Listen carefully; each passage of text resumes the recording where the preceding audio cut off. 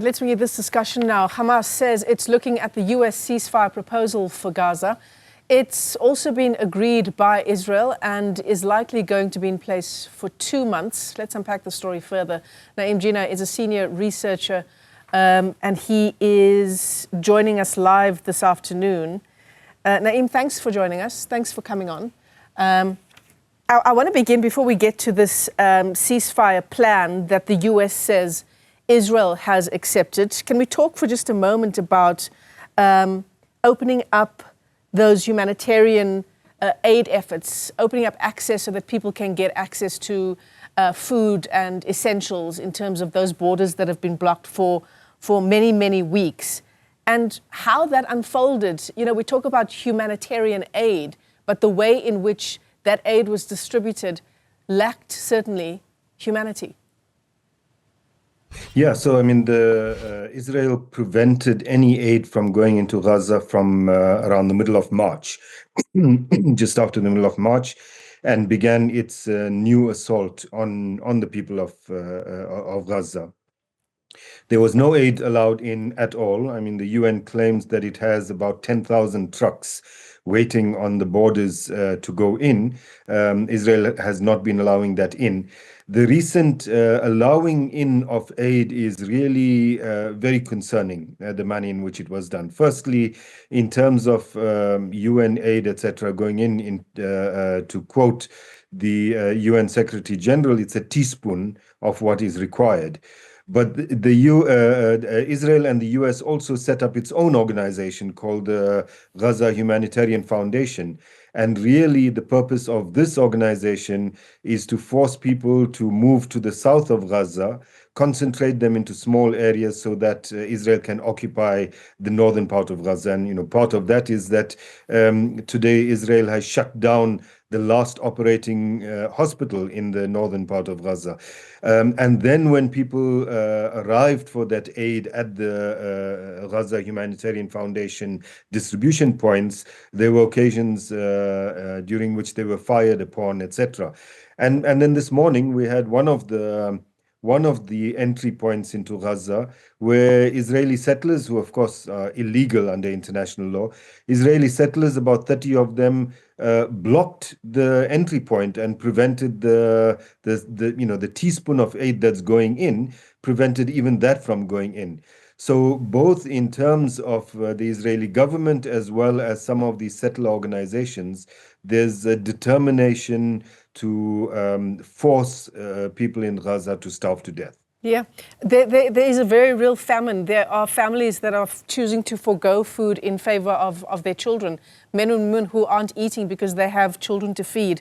What do you make of the way that the Gaza Humanitarian Foundation has handled the distribution of aid at that particular point in Rafah? I believe that's where those 3 people were killed, because obviously once those gates opened, thousands of people had gathered there. The desperation was incredibly high, and those gates were stormed. Yeah, I mean, people are being forced to wait like cattle, really, in cattle enclosures for their aid, and you expect that kind of thing will happen. Now, the people who are running this, distributing this aid from the so-called Humanitarian Foundation are essentially American mercenaries. They trained to shoot and kill people, not to distribute aid. And so we also found that some of the people, apart from being trampled in this chaos, were also shot to death by these mercenaries. The United Nations has been doing this kind of work for decades.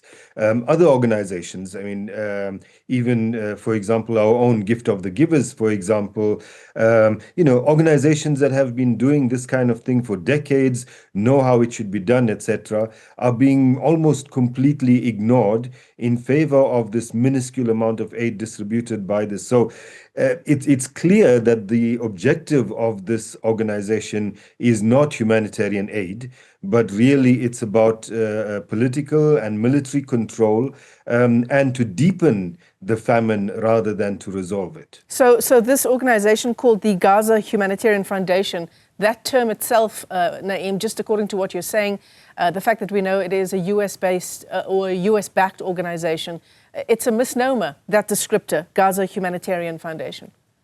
Yes, yes. I mean, it should be called Gaza Occupation Foundation would be more appropriate because that seems to be the objective, to force people in a particular way to limited number of distribution points so that a big part of Gaza can be occupied.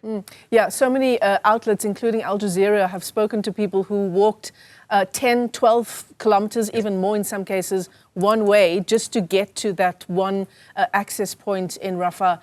What is the end goal here, Na'eem? Why not allow those trucks to get into Gaza? We've seen so many organizations pleading with Israel for those access points to be opened for months now. It's open now at this particular point in Rafah and other points in the south. And as you say, a teaspoon of aid being allowed in. What is the end goal with this kind of strategy? Well, we don't have to speculate about the end goal. That's been clearly spelled out by different Israeli politicians. Number one, they want people in Gaza to starve to death. I mean, these are statements that they've made, that people in Gaza should die of hunger. And the second one is for people in Gaza to reach the point at which they're almost starving to death, so that they will beg to leave the territory, and other countries will accept them.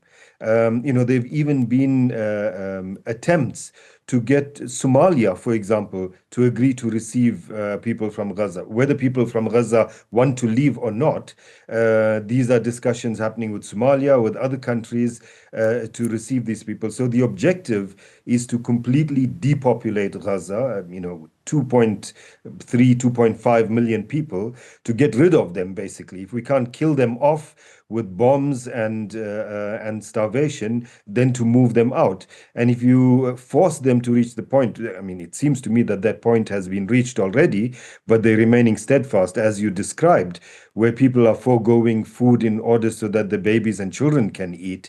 When you force them to reach that point, then the Israelis expect they will be begging to leave. That, unfortunately, for the Israeli agenda is not happening. People are not asking to leave and not wanting to leave. And so the additional thing, of course, to help to force them to make that decision is what we're seeing happening over the past 2 months since March, when this renewed, in Netanyahu's terms, full force attack has taken place, particularly the targeting of children. I mean, we all saw the story of this doctor who was working in the hospital the whole day, and by the end of the day, she received, as among her patients, 9 of her children who were killed in a bomb that targeted her home, leaving in ICU her one child and her husband.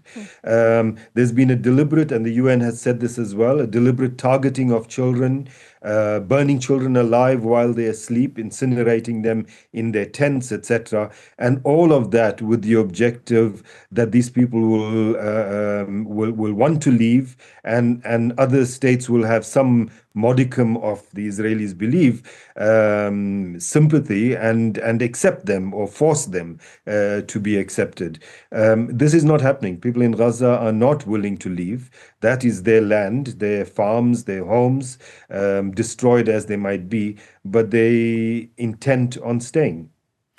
Na'eem, I want to just talk to you very quickly about the US now saying that Israel accepts this 60-day ceasefire that's on the table. Hamas apparently is still reviewing the plan and its own terms. How do we look at this new proposal for this new ceasefire? And then perhaps just as a parting shot, Na'eem, and I suppose this is a question we've all been asking ourselves and each other and organizations for many, many months now, but how is this happening still? So in terms of that so-called ceasefire deal, I mean, the first thing that should make us suspicious is the fact that Israel seemingly has accepted it. Because on every previous occasion, they would wait for the other side to accept it before they would reject it or want modifications. This time we are told that they've accepted, but also They have not publicly accepted it. This is what the Americans are saying has happened. But the context of this is that last week there was a proposal made to Hamas. And the proposal included a 60-day period of a ceasefire with 2 exchanges of prisoners and bodies. And after the 60-day, a permanence of the ceasefire, the end of the assault on Gaza and the withdrawal of Israeli troops. That was what was presented to Hamas, which they accepted. And the Americans said that they would guarantee the permanence of that ceasefire. Then the American envoy Witkoff went back. And now the terms have been completely changed. There's no permanent ceasefire. It's a 60-day period. The no-fly zone will only happen on the 2 days that there'll be prisoner exchanges, not for the whole period of the ceasefire. And after the 60 days, Israel will return to bombing people in Gaza. So essentially, what Israel wants is its captives to be released, and then for it to be able to continue to massacre people in Gaza. Hamas has said they will look at it responsibly in their terms, whatever that means, and give a response today or tomorrow. But frankly, it's unconscionable, and it's very unexpected that Hamas would be able to, in any good conscience, accept such a proposal, which basically says, let's postpone the genocide for 6 months.